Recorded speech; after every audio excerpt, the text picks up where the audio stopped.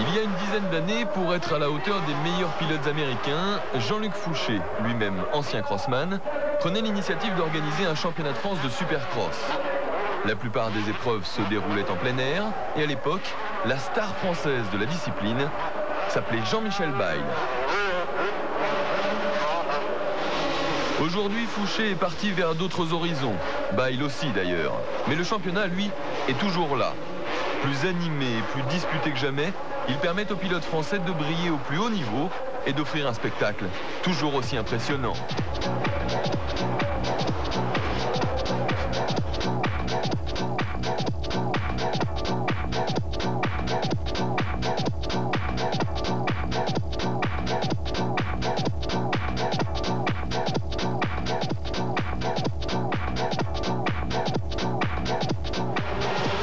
Dans la catégorie 125, celle des jeunes loups assoiffés de victoire, deux pilotes sortent du lot.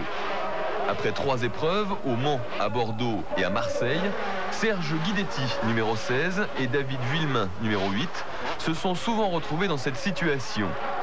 Guidetti est en tête de la finale, mais Vuillemin est juste derrière, en embuscade. Et puis, grâce à une pression constante, et après avoir étudié ses trajectoires, Vuillemin porte une attaque décisive et passe premier. Il a ainsi remporté toutes les finales depuis le début du championnat, soit 6 victoires en 6 courses. En 250 cm3, on trouve des pilotes plus chevronnés. Les Vial, Bétis, Bollé ou Machiot se battent en supercross depuis déjà plusieurs saisons.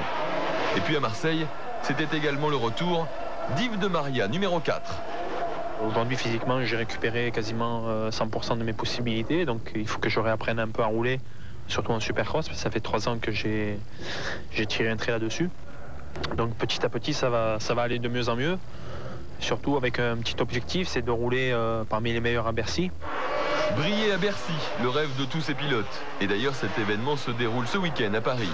En attendant, en championnat de France, c'est Michael Machiot, numéro 7, qui mène au classement général avec une bonne avance sur Vial et Bétis. À Marseille, il s'impose dans la première finale, mais s'incline dans la deuxième face à De Maria. De Maria qui a eu une mauvaise surprise en super finale, la course qui réunit les deux catégories, 125 et 250. Alors qu'il était en tête, David Vuillemin, encore lui, s'est non seulement permis de le suivre, mais en plus de le doubler. Un affront en guise d'exploit, puisqu'en plus, Vuillemin a augmenté la cadence pendant 2 tours pour s'assurer suffisamment d'avance, et puis les seuls vers une victoire héroïque.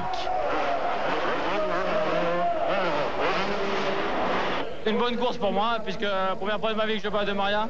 Donc il est peut-être pas à 100%, mais je suis content d'avoir gagné, quoi. Vuillemin et les autres défendent leur chance encore cet après-midi à Bercy, à suivre dimanche prochain dans Automoto.